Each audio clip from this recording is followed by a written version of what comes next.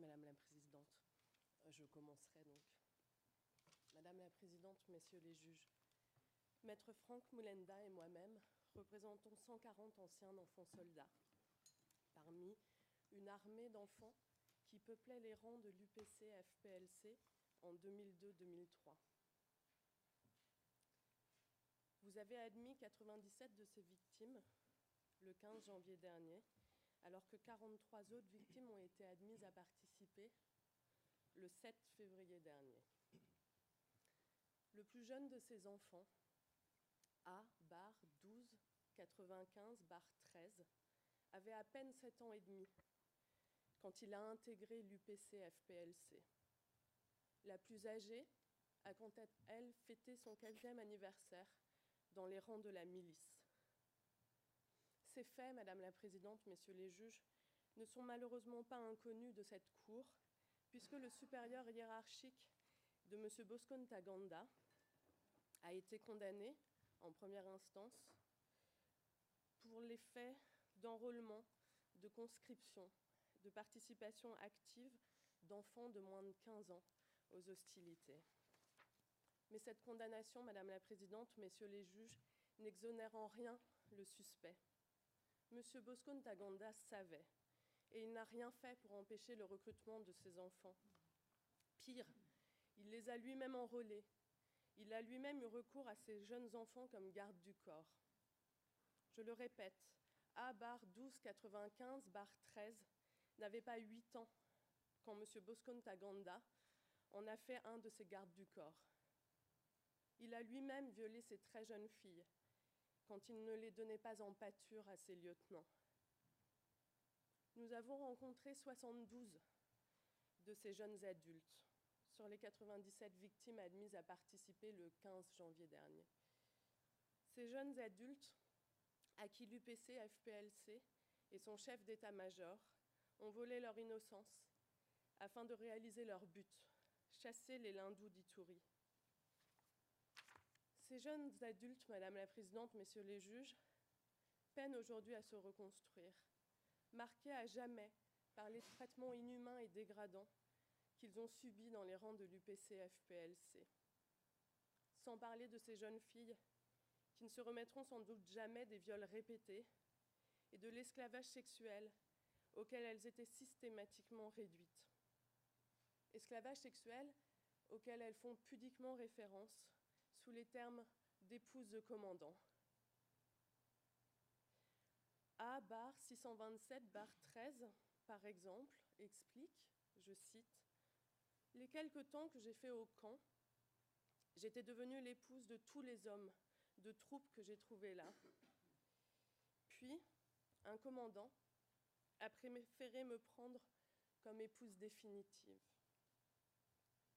Elle avait à peine 14 ans et demi, Madame la Présidente, Messieurs les juges.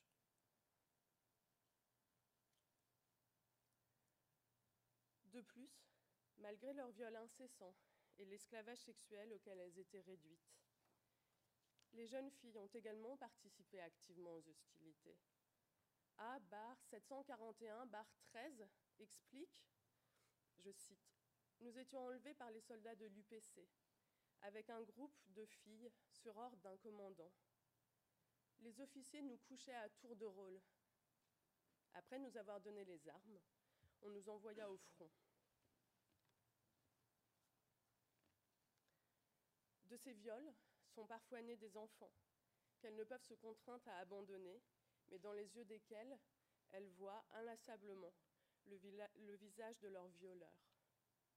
A-747-13 précise, je cite, « J'ai été plusieurs fois violée avec violence.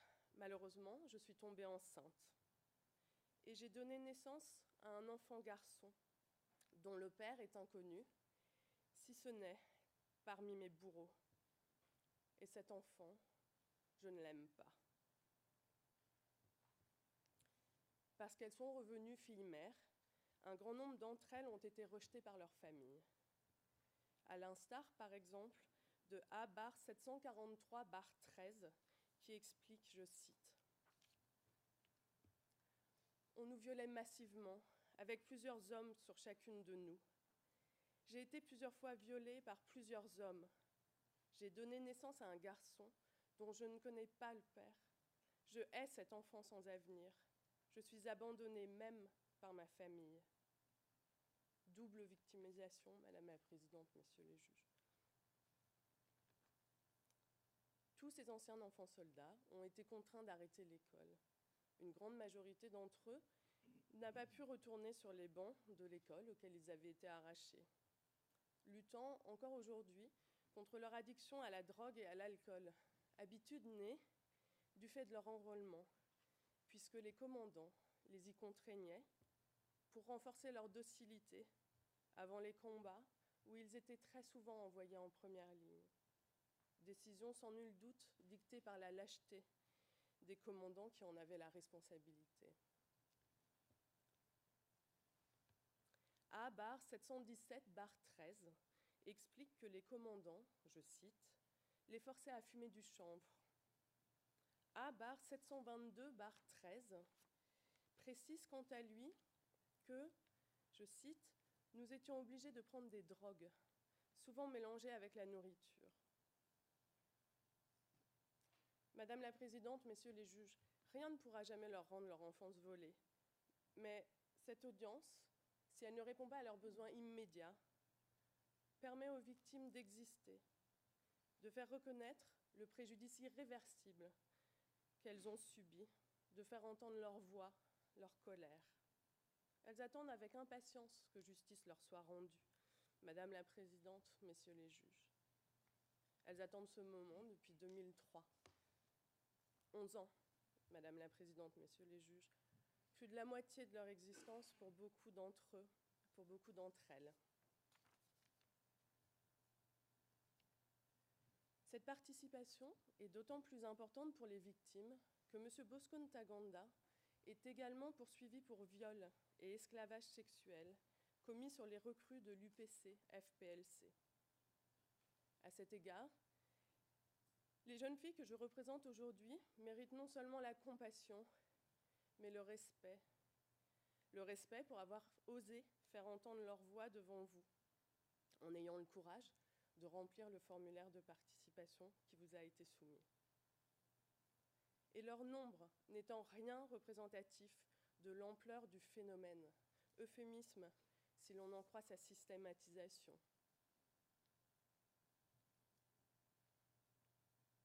La reconstruction de tous ces jeunes adultes passe par la reconnaissance du crime qu'ils ont subi, par la punition des responsables de ces exactions, parmi lesquels M. Bosco Ntaganda, pour qu'enfin, et aux yeux de tous, et particulièrement de leurs familles, on reconnaisse leur statut de victime au lieu de les assimiler à des criminels.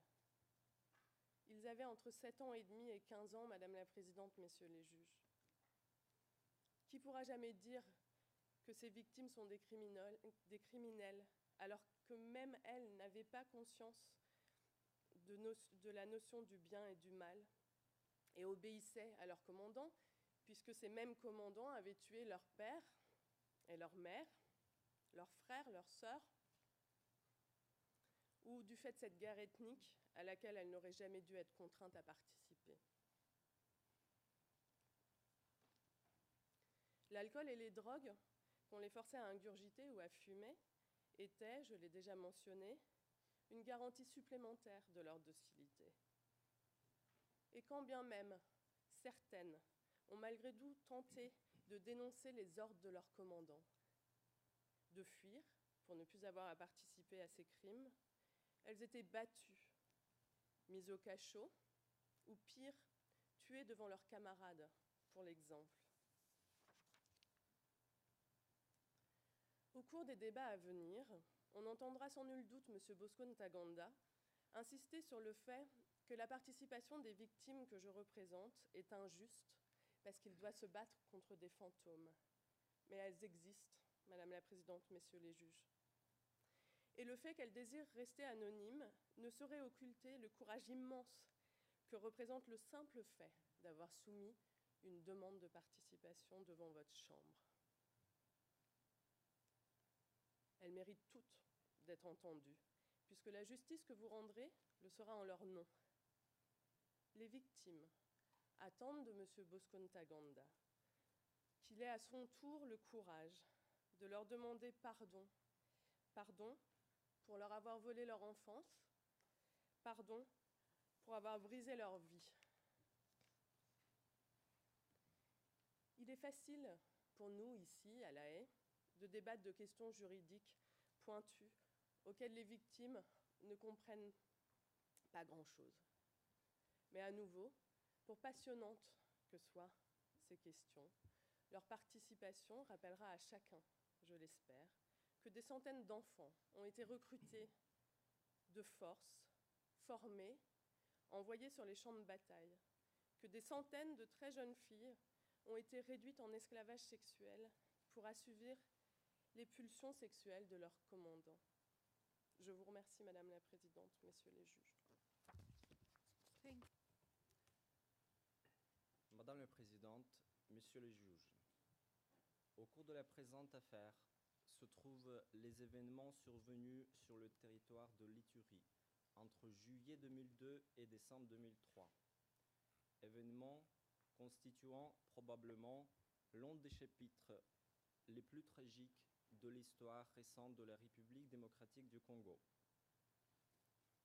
C'est une histoire de la population civile, fortement multiethnique et multiculturelle, vivant sur le territoire de l'Ituri, en particulier dans les localités de Mongvalu, Sayo, Lipri, Bambou, Kobu, Kilo. Population qui depuis de nombreuses années cohabitait en paix dans le respect des différences culturelles et ethniques. Selon certains, c'est bien la multiplicité ethnique et culturelle qui est à l'origine des événements tragiques dont il s'agit aujourd'hui. Mais la multiethnicité ne peut en soi déclencher tension que si celle-ci est exploitée abusivement par de quelconques éléments, groupes ou forces visant à atteindre des objectifs politiques ou des gains économiques, et ce, coûte que coûte et malgré les véritables intérêts et besoins de la population civile.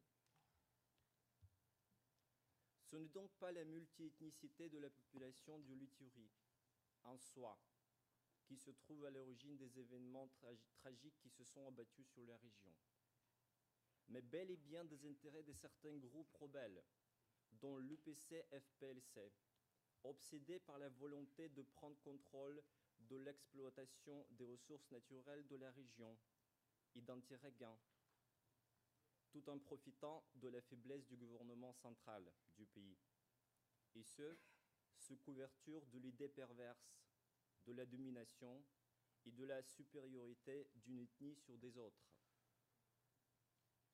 Cette idée a été longuement cultivée dans le contexte de la pauvreté extrême de la population et nourrie par l'envie, le mécontentement et en fin de compte la haine croissante d'une partie de la population la plus pauvre, constituée principalement de l'ethnie Emma, envers celle plus aisée, constituée principalement de l'ethnie Lendu. En effet, entre 2002 et 2004, en quête de positionnement sur la scène nationale et dans le but d'être nommés à des postes ministériels, les responsables de l'UPC-FPLC ont souvent modifié leurs alliances en changeant de camp au gré de leurs intérêts. Ils tentaient ainsi de contrôler de sites stratégiques, notamment les mines d'or, les postes douaniers. La compétition pour le contrôle des ressources naturelles, en particulier l'or, a été un facteur majeur dans la prolongation du conflit en Ituri. Le conflit a été en outre exacerbé par l'implication des forces armées étrangères, qui pour une raison ou pour une autre venaient soutenir les uns ou les autres combattants.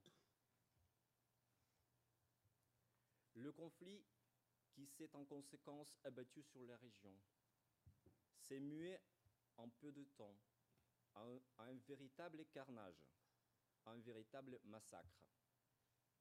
Madame la Présidente, Messieurs les juges, les victimes que je représente témoignent toutes à travers le récit des événements qui les ont touchées, de la nature particulièrement cruelle des crimes qui les ont accablées, mais également de leur caractère généralisé et systématique.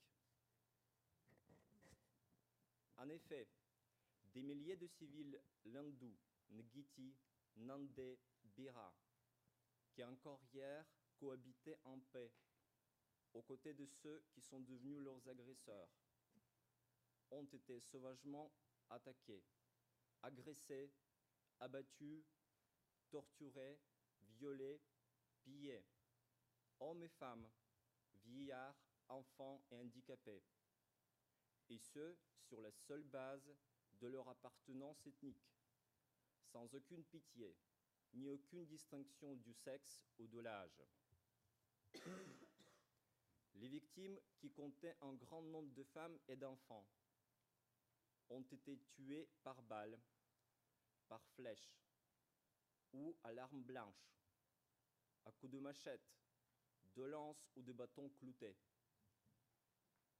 La plupart d'entre elles ont subi des mutilations. Certaines ont été décapitées et leur tête portée en guise de trophée au travers des localités visées. Les corps des victimes tuées ont été enterrés dans les fosses communes, d'autres brûlés. De nombreuses femmes et jeunes filles ont été enlevées et réduites en esclaves sexuels. Les biens des victimes ont été systématiquement pillés et incendiés. Les maisons des victimes, ainsi que de nombreux bâtiments, parmi lesquels des bureaux de la collectivité, des écoles, des églises et des hôpitaux, ont été brûlés. Les victimes ayant survécu ont dû abandonner leur lieu de résidence pour fuir et se réfugier loin de chez eux pendant plusieurs années. Les victimes des attaques contre les populations civiles qui ont été autorisées à participer dans la présente affaire et que j'ai l'honneur de représenter devant cette Chambre sont du nombre de 1080 personnes. Mais ce n'est qu'une partie infime de l'ensemble des victimes des événements tragiques qui sont survenus en Ituri, dans les localités et durant les périodes visées par les charges. L'histoire de chacune des victimes, bien que liée aux mêmes événements, est unique en son genre. L'expérience de chaque victime est extrêmement douloureuse, voire choquante. Le préjudice subi par chacune des victimes est unique, individuel et incomparable avec aucun autre, et dans la quasi-totalité des cas, ce préjudice est irréparable. La très grande majorité des victimes participant dans cette affaire a perdu dans cette guerre insensée au moins un ou plusieurs de leurs proches. Certains ont perdu toute leur famille. La quasi-totalité d'entre elles a été pillée et ils ont toutes été forcés de fuir pour se réfugier ailleurs. Pour illustrer, je ne vais vous donner que certains exemples. Les victimes A-866-13, qui a à ce jour 62 ans. A, lors de l'attaque de Mongvalou, vu son fils de 13 ans être découpé en petits morceaux par les combattants de l'UPC-FPLC. D'autre part, son fils de 17 ans, voulant s'enfuir, est tombé dans un trou, s'est brisé la nuque. Et comme si cela ne suffisait pas, sa femme, à la vue de tout ce qui était arrivé à ses enfants, choquée et désespérée, a été frappée par une crise cardiaque à laquelle elle n'a pas survécu. Imaginez ce qui peut être la vie de tels hommes aujourd'hui, Voyez combien un tel homme peut être marqué à jamais, car lui, il est marqué à jamais. Lui qui, dans sa jeunesse, avait acquis certains biens pour préparer sa retraite, s'est retrouvé dépouillé de tout ce qu'il avait et privé de tout ce qu'il aimait du jour au lendemain. La victime A bar 168 bar 13 a perdu tous ses enfants lors de l'attaque de Kobu. Suite à ce choc, sa femme a fait un accident cardiovasculaire qui l'a laissé paralysé et depuis, il est contraint de tout faire pour sa femme. Et n'ayant plus d'enfants, pouvant les seconder et les aider. Ils vivent dans une extrême pauvreté. Du jour au lendemain, cette victime, tout comme sa femme, ont tout perdu et sont marqués à jamais. Madame la Présidente, Messieurs les juges, toutes les victimes que je représente se disent satisfaites du fait que la procédure à l'encontre du suspect a enfin débuté devant la Cour, bien qu'elles déplorent le retard considérable que celui-ci a pris depuis les événements en cause. Les victimes que je représente ne croient pas une seconde que le suspect se soit rendu volontairement à la Cour, puisqu'il aurait reconnu avoir commis les crimes lui reprochés, aurait éprouvé un moindre sentiment de regret ou de remords pour les souffrances que ces actes leur ont causées. Elles sont toutes persuadées que la démarche du suspect n'a été motivée que par la seule peur d'être tué par ses alliés d'hier. Elles déplorent et reprochent au gouvernement congolais de n'avoir rien fait pendant longtemps pour que le suspect soit livré à la cour afin que la justice soit rendue. Eu égard au nombre d'années qui se sont écoulées depuis les événements tragiques, les victimes n'éprouvent plus de haine envers le suspect, ni envers leurs agresseurs, puisque de nombreuses d'elles ont réussi à apprendre à cohabiter en paix aux côtés de leurs ennemis d'hier. Les victimes n'éprouvent pas de sentiment de revanche ou de vengeance. Elles ne réclament qu'une seule chose, la justice. Plus que 10 ans après les événements, la grande majorité des victimes n'a pas réussi à se rétablir et à se reconstruire. De nombreuses d'elles vivent dans la misère. Certaines ont perdu le sens même de vie, mais elles continuent de vivre, ou plutôt de survivre, comme tout être humain s'accroche à la vie malgré tout. Les victimes ne sont pas prêtes à tourner cette page sanglante de leur histoire, puisqu'elles sentent encore et toujours le sang entre leurs mains, sang de ceux qui leur étaient très chers. De nombreuses victimes sont toujours traumatisées et bouleversées.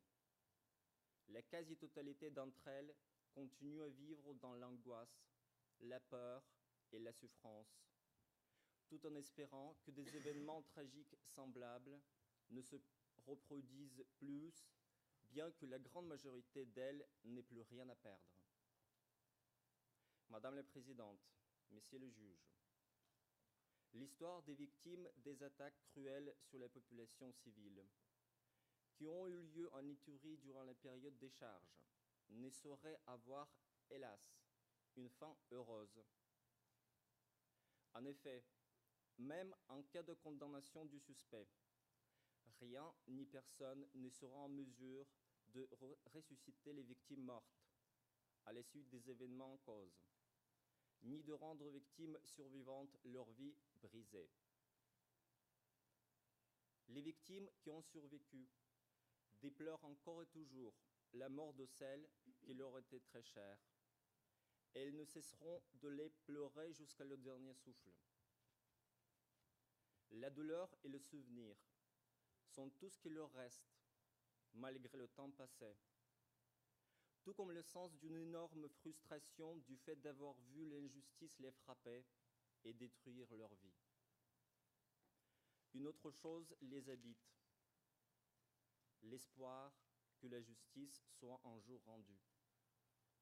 Certaines victimes, eu égard à leur âge et leur état de santé, ne verront pas l'issue de la présente procédure. Mais elles y croient. Elles croient à la justice devant la Cour pénale internationale. Les yeux des victimes sont donc tournés vers vous, Madame la Présidente, Messieurs les juges. Malgré le caractère irréparable du préjudice qu'elles ont toutes subi, les victimes espèrent que la justice, qui sera un jour rendue dans la présente affaire, pourra apaiser leur douleur et leur souffrance, ainsi que de rendre hommage à celles qui n'ont pas survécu. Elles espèrent simplement que leur espoir ne se transformera pas en désillusion. Je vous remercie.